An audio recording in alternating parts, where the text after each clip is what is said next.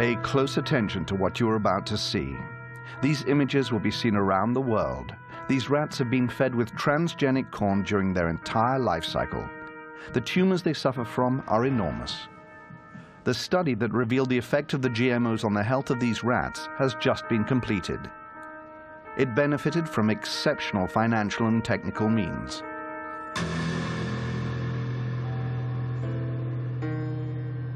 We were able to witness the study in its entirety.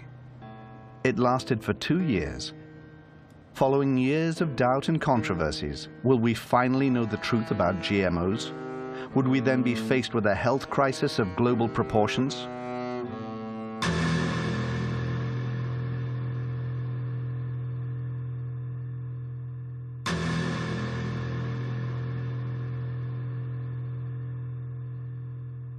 This is the longest, most thorough study to have been carried out on a GMO, and we have also carried out a joint study on the most used pesticide in the world, the Roundup, which is a herbicide. It belongs to the main pesticide category. We spent over a year trying to obtain transgenic corn because no GMO manufacturers were willing to provide them.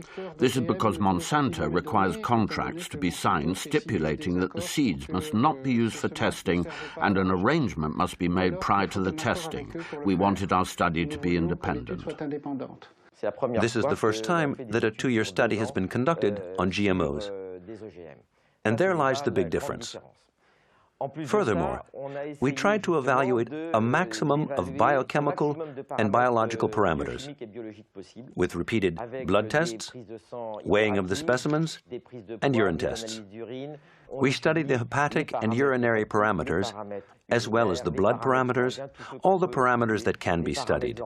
We also studied the hormonal parameters, which has never been done in previous studies. This experiment is a world premiere.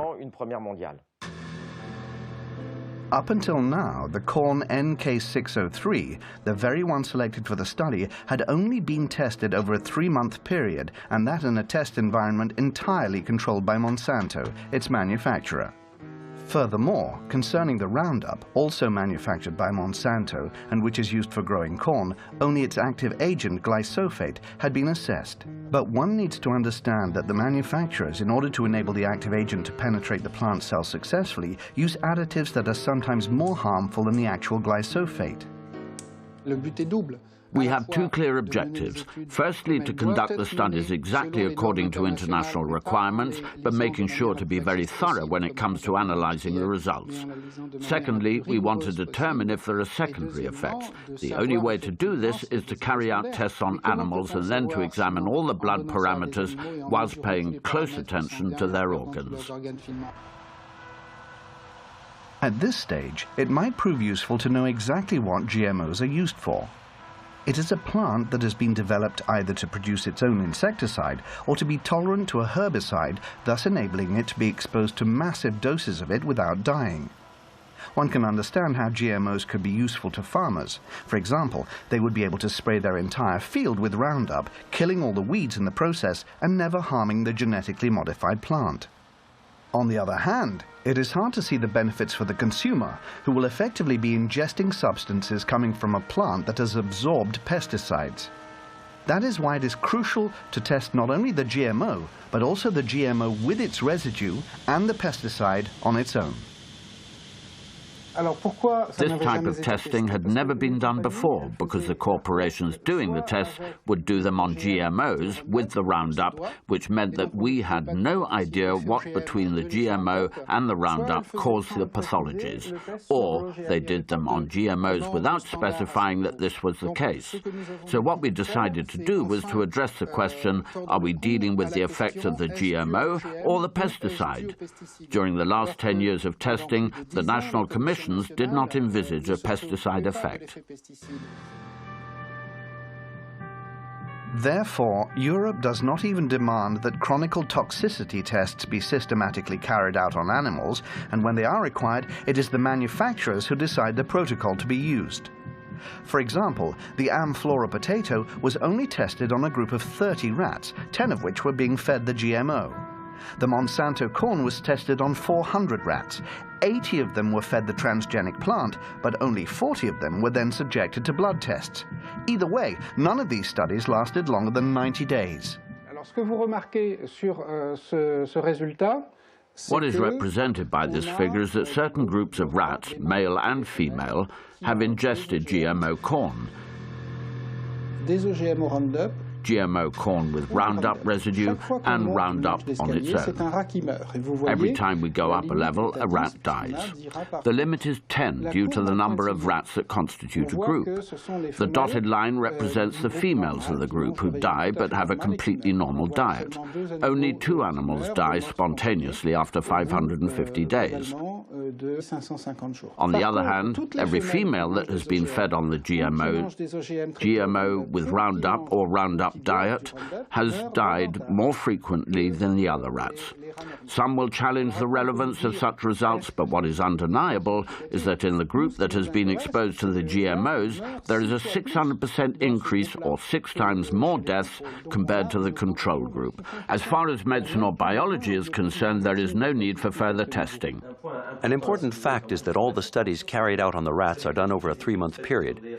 It so happens that none of the effects are visible until the 4th month. This is fundamental in understanding that studies conducted over a 3-month period are useless. This conclusion is easily understandable. It could be said that their only use is to soothe the consciences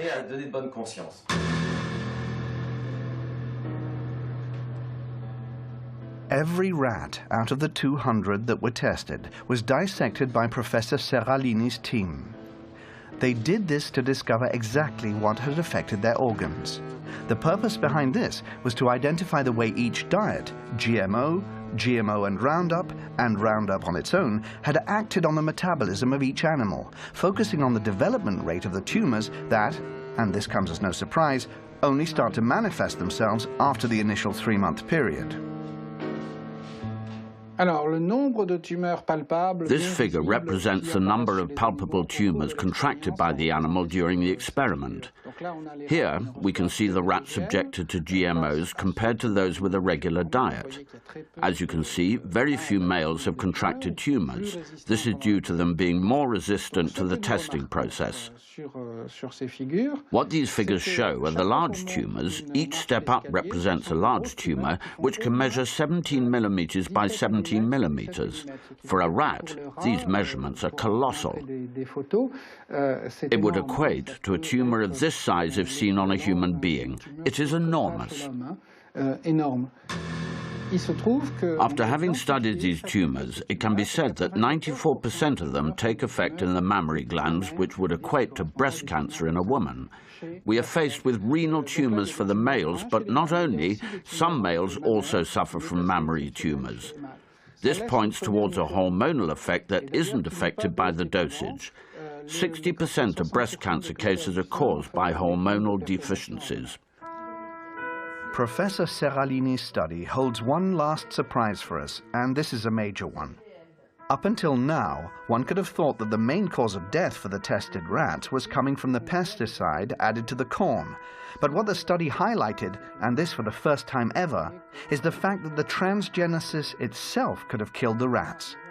What this means is that just by interfering with the genome of the plant in order to modify it, we are faced with repercussions that no one could have anticipated. This is enough to make us reconsider all the scientific precepts that led to the creation of GMOs. Roundup had never been tested separately. Whilst conducting cellular studies, we saw that the cells of the liver, embryos, kidneys, placenta and the umbilical cord died much faster, and so we could deduce that there was a toxic effect on the organism. What can be said is that there is an increase in deaths due to GMOs and Roundups. The biggest surprise came when we realized that GMOs without any Roundup residue were responsible for an increase in the death rate of females and of some males. This could be the result of the GMO gene that has been badly assimilated by the plant and that has therefore resulted in a negative effect or due to a secondary metabolical effect. What that means is that we are dealing with a GMO in particular. a modification of a cereal or a GMO corn, with regard to the genes inserted in the corn to make it a GMO corn, can result in different effects. It is not because a certain GMO has a particular effect that other GMOs will have an effect, but some may even have more of an impact. What is alarming, this is the GMO that is being eaten by the Americans, but also the GMO that has been approved for importation by European agencies, including the French ones, and that obviously contaminates our food. Nowadays, only 2 types of GMOs are being produced in a few European countries. One is corn and the other potato.